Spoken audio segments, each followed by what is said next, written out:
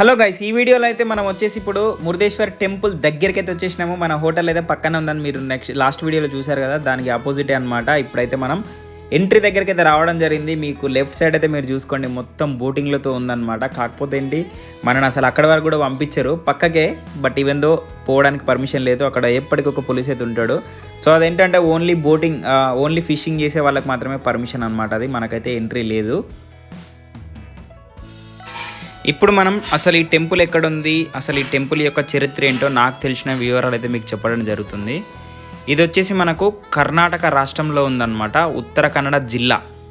మురుదేశ్వర్ అనే గ్రామం. ఇప్పుడు మీరు చూస్తున్నదంతా గ్రామమే, కాకపోతే ఏంటంటే మనకి ఈ టెంపుల్ ఒక రేంజ్లో ఉండడం వల్ల మంచి సిటీ అట్మాస్ఫియర్ ఉంది. ఇప్పుడు మీరు రాజగోపురం చూసుకోవచ్చు, 20 బిల్డింగ్లు అంటే 20 ఫ్లోర్స్ వరకు అయితే ఉంటుంది అనమాట. మనం లిఫ్ట్లో పై వరకు అంటే కార్నర్ వరకు వెళ్ళి కూడా మనం చుట్టూ సరౌండింగ్ చూడొచ్చు. ఈ టెంపుల్ సరౌండింగ్ చుట్టూ కూడా బీచ్ ఉంటుంది అనమాట. అండ్ ఈ రాజగోపురం బ్యాక్ సైడ్ వచ్చేసి మనకు శివుడి విగ్రహం అయితే ఉంటుంది. అది 123 అడుగులు. మన దేశంలోనే ఇది రెండోది అనమాట. అందుకే ఈ శివుని విగ్రహం చూడాలంటే మాత్రం కంపల్సరీ మీరు వెళ్ళండి. చెప్పులు మీరు బయటిస్తే ఈ పర్సన్ వచ్చి మంచిగా చెప్పులని తీసుకొని పోతాడు. రెస్పాన్సిబిలిటీ ఏంటంటే మనం షూ అని చెప్పులు కానీ వేసుకొని వస్తే చెప్పుల స్టాండ్ ఉంటుంది, దాంట్లో పెట్టండి. అదేనా నేర్చుకోండి. మోస్ట్లీ తెలుగులో అందరూ అట్లా చెప్తారు, అట్లా చేయకండి. ఆహా, మెడలు పోతున్నాయి పైకి తిప్పేదేని చూడండి. ఇది ఫ్రంట్ వ్యూ.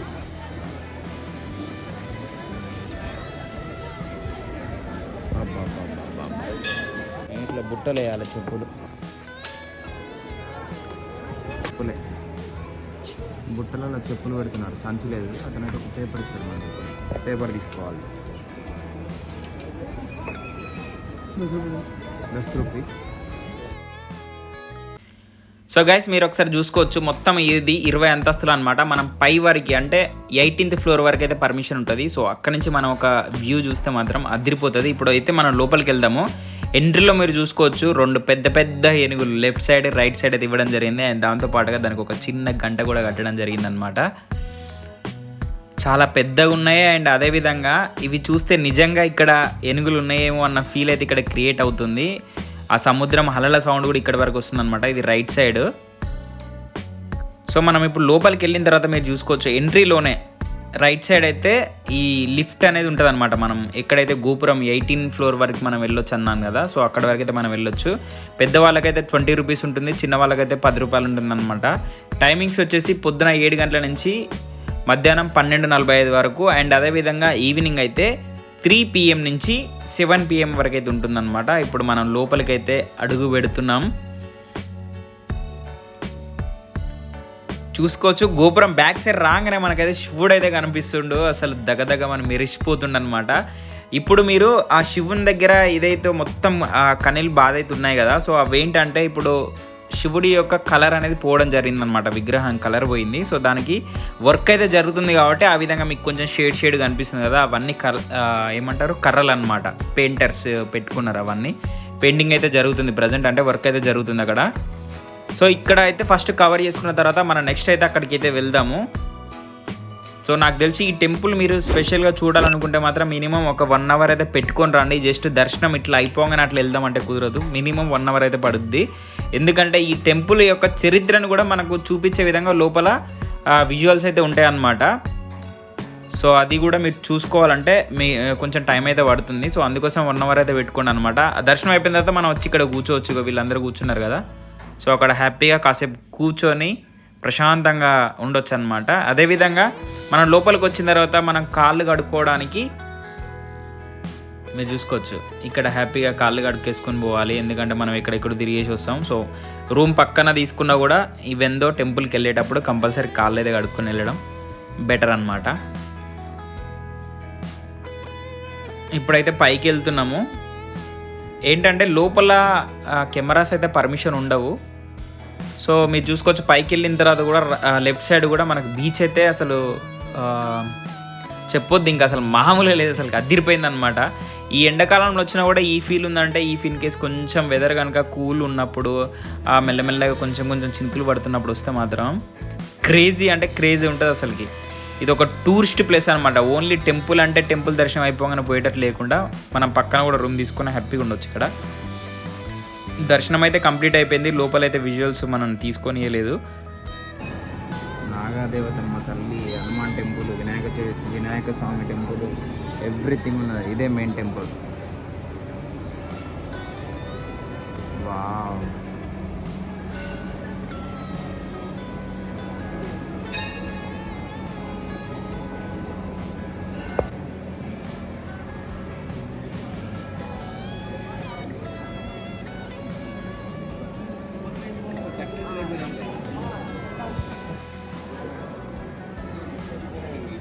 బ్యూటిఫుల్ అని వస్తుంది.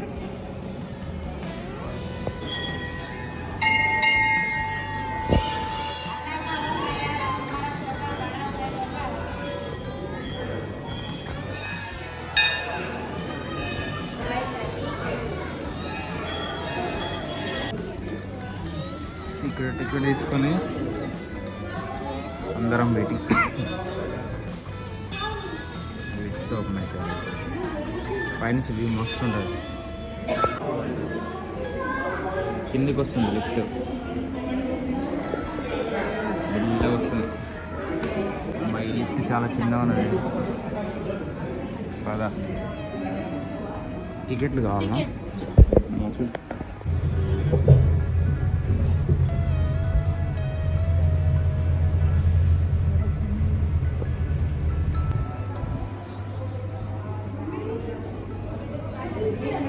18th ఫ్లోర్కి వచ్చేసినాం మొత్తానికి. వా,